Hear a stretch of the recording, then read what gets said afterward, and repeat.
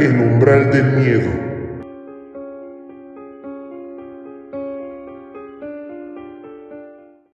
El barranco de Badajoz, Canarias. Un cañón situado en Tenerife es origen de muchos mitos y leyendas urbanas que hielan la sangre. Algunos son difíciles de creer, pero otros tienen un extraño elemento en común: la aparición de luces y figuras luminosas. Todo se remonta a 1912, cuando dos mineros de la región buscaban nuevas vías para sus excavaciones. Súbitamente, una de las paredes se derrumbó. Cuando recuperaron el conocimiento, contemplaron muertos de miedo cómo dos entes luminosos se mostraban ante ellos. Huyeron despavoridos en busca de la Guardia Civil, que por supuesto se rió de ellos y no hizo nada al respecto. Sin embargo, no era la primera vez que alguien de la zona se topaba con esos seres luminiscentes. Décadas antes, una niña se aventuró a recorrer el barranco sola. ¿A saber por qué motivo? Como era la hora de la siesta, se durmió bajo un pino. Al despertar, un ser luminiscente la invitó a acompañarle a una cueva. Ella no sintió miedo alguno y le cogió de la mano. Cuando la niña volvió al pueblo, nadie se lo podía creer. Habían pasado 20 años desde su desaparición.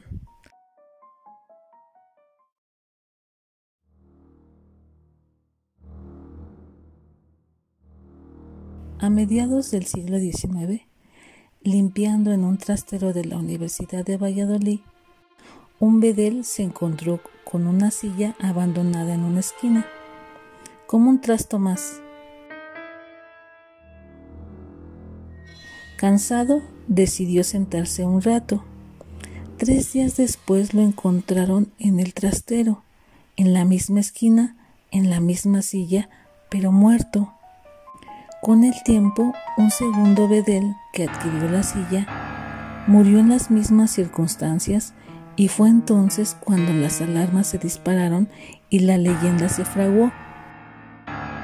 La historia se remonta a principios del siglo XVI, cuando un portugués de 22 años llamado Andrés de Proaza, según cuenta la leyenda, llegó a demostrar unas dotes para la anatomía superiores a las del propio maestro.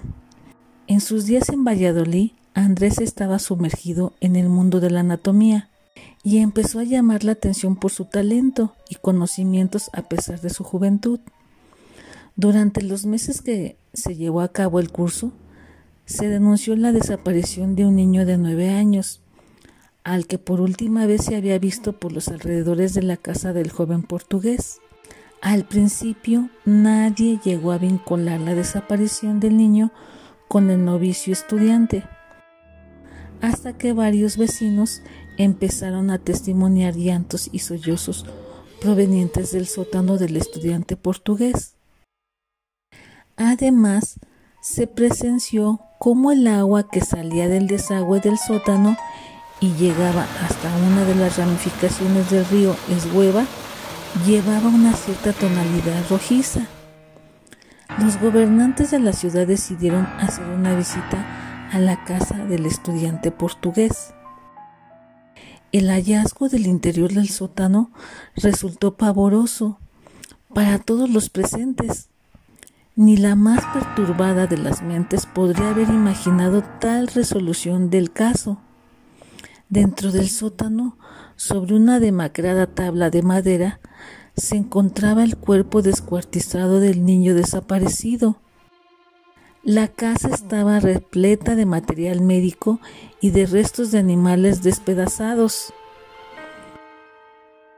Posteriormente, el estudiante declararía que estaba obligado a practicar la vivisección. Esto es la disección de animales vivos en el propósito de llevar a cabo estudios fisiológicos. Tras el asombroso hallazgo, el Tribunal del Santo Oficio de la Inquisición llevó a Andrés de Proaza a juicio, en el que acabaría siendo condenado a morir públicamente en la horca. Andrés de Proaza explicó que un hombre de Navarra, dedicado a la nigromancia, le había entregado un sillón maldito, un sillón que habría confeccionado el mismo Satanás. Una vez que se sentaba en el sillón, Andrés podía contactar con el diablo. El diablo obsequiaba de esta forma al estudiante con sabiduría medicinal que el chico usaba para desarrollar su talento y habilidad en el mundo de la anatomía. Por último, Andrés lanzó una advertencia: solo aquellos que tengan altos conocimientos medicinales podrán sentarse en el sillón maldito, si no, morirán a los 3 días. Si intentan destruirlo, perecerán en el intento. En la actualidad, el sillón se encuentra en el Museo Provincial de Valladolid. El cementerio más fantasmal de Escocia. El cementerio Greyfriars hunde sus raíces en el siglo XVI. Se trata del lugar de descanso eterno de varios personajes infames, pero la historia más terrible es la del sangriento Mackenzie, una especie de supervillano de antaño. Este aristócrata adinerado recibió la tarea de castigar a los numerosos prisioneros que se negaban a cambiar su religión. Según se dice, intervino en miles de muertes.